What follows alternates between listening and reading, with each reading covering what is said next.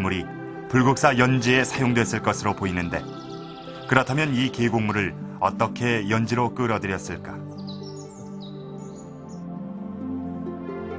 조선 선조 때문인 간제 이덕홍의 기행문에서 그 단서를 발견할 수 있다. 이덕홍이 경주를 여행하고 쓴 동경유록엔 불국사의 구석구석이 상세하게 묘사돼 있다.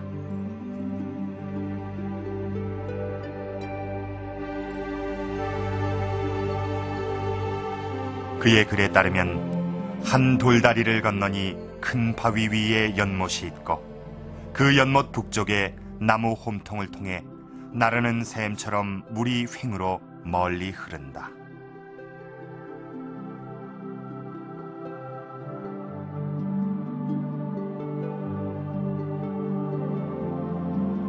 물이 떨어지는 아래에는 석조가 있고 나르는 샘 위쪽엔 구름다리가 있는데 그 다리는 돌을 깎아 만든 무지개와 같았다.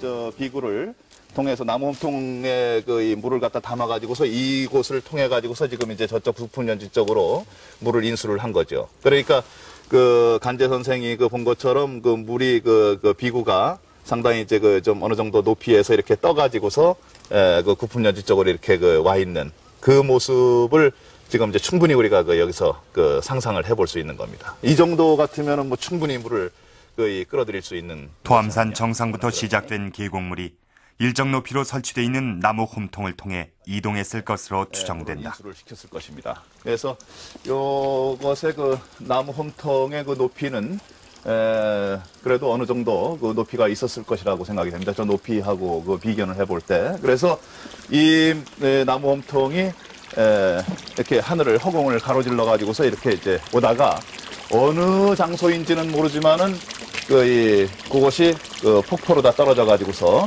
석조 직폭으로 떨어지는 그런 현상을 볼 수가 있었을 것입니다. 물이 흘러들어왔다는 또 하나의 증거는 범영로 아래쪽에 있는 물바지와 배수구다. 이 배수구를 통해 나오는 물은 계곡에서 흘러나오는 물이 아니었다.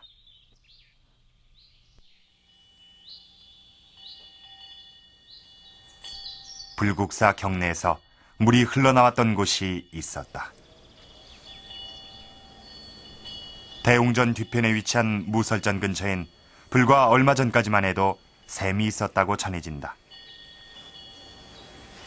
지금 이 무설전 강당의 동편 쪽으로 이 부분이 과거에 샘이 있었던 곳으로 보고 있는 자리입니다. 그래서 위치적으로 볼 때도 회랑 안쪽으로는 샘이 있을 수가 없고 하니까 저 뒤에 이 언덕에서부터 배경으로 보더라도 충분히 물이 있을 수 있는 그런 자리라고 보여집니다.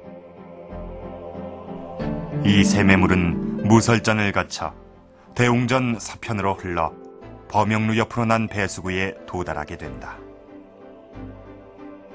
대웅전 영역의 우수배수하고 샘에서 나오는 물을 지하에 묻혀 있는 석굴을 통해 가지고서 이쪽으로 인수시켜 가지고 여기에서 이 성루조를 통해 가지고서 바로 저 밑으로 폭포로 떨어뜨리게 해서 이렇게 계곡물과 샘물이 서로 만나 연지는 늘 깨끗한 물로 가득 채워졌던 것이다. 원형을 복원하기 위한 노력의 일환으로서 지금 부감된 그런 항공사진을 놓고 거기에서 이제 구품연지를 복원해 보려고 이제 그림 그것이 이제 있어야 되는데. 동국대 사찰조경연구소에서는 현장 확인을 통해 조사된 내용을 종합해서 컴퓨터에 입력하고 그래픽으로 불국사 연지를 복원해 봤다. 그렇다면 이러한 연못은 어떤 역할을 담당했을까? 목조 비구를 통해서 물을 폭포처럼 떨어뜨려 가지고서 물보라를 일으킨다든지 또 그리고 구품연지로 인해서 생성되는 그런 안개 효과를 통해서 석단 위에 있는 이 성스러운 공간을 보다 환상적으로 연출하려고 하는 아마 그런 그 의도도 숨어 있지 않았겠는가.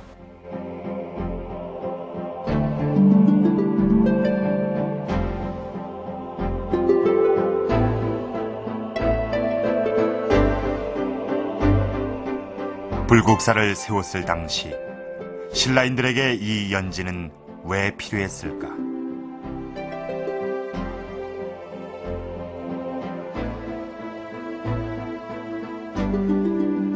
그래서 우리는 이 현실 세계로부터 저쪽 이상 세계를 향해서 가려고 하는데, 여러 종교들이 이쪽 그 찬으로부터 저쪽 피안으로라고 하는 그런 상징들을 갖고 있죠. 그래서 이 연못은 이쪽 사바세계 현실 세상과 저쪽 피안의 불국세계를 구분하는 역할을 해줬죠. 그래서 우리는 이쪽 현실 세계로부터 저쪽 아름다운 그것이 극락세계든 혹은 아름다운 나라로 가려고 할 때 배를 타고 가기도 하고, 그리고 혹은 다리를 건너서 가기도 하고, 혹은 수레를 타고 가야 되겠죠.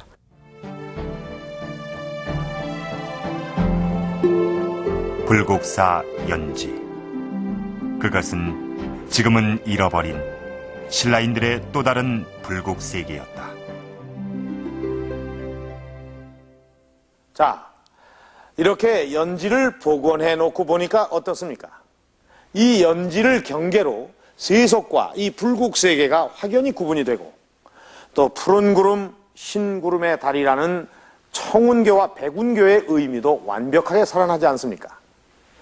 아마도 아침 저녁이면 이 연지에서 피어오르는 안개가 구름처럼 신비롭게 이 불국사를 감쌌을 겁니다. 그렇다면 이 보랏빛 노을이라는 뜻의 자하문도 그저 문학적인 이름만이 아니라 실제로 보이는 현상에서 나온 이름이라고 봐도 좋을 것 같습니다. 자, 저와 함께 이 청운교, 백운교로 올라가 보도록 하겠습니다.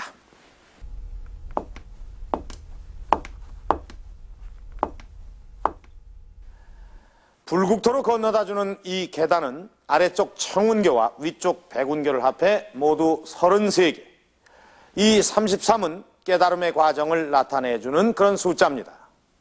생로병사와 희노애락을 겪는 중생들이 한 발 한 발 노력해서 부처의 세계에 가 닿기 위해 밟아 올라가는 희망의 달이라고 할 수 있습니다. 이 마음의 공덕을 쌓으며 이 무지개 다리를 다 올라서면 거기에는 자하문이 있습니다.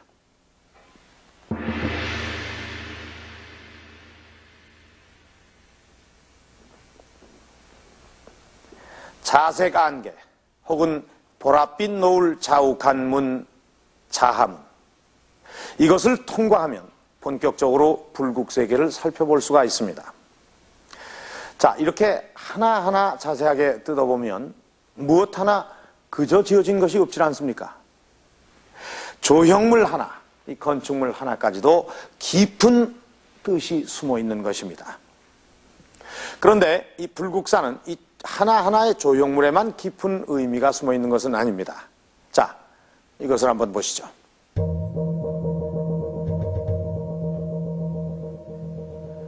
불국사를 하늘에서 내려다보면 굉장히 복잡한 구조로 되어 있습니다.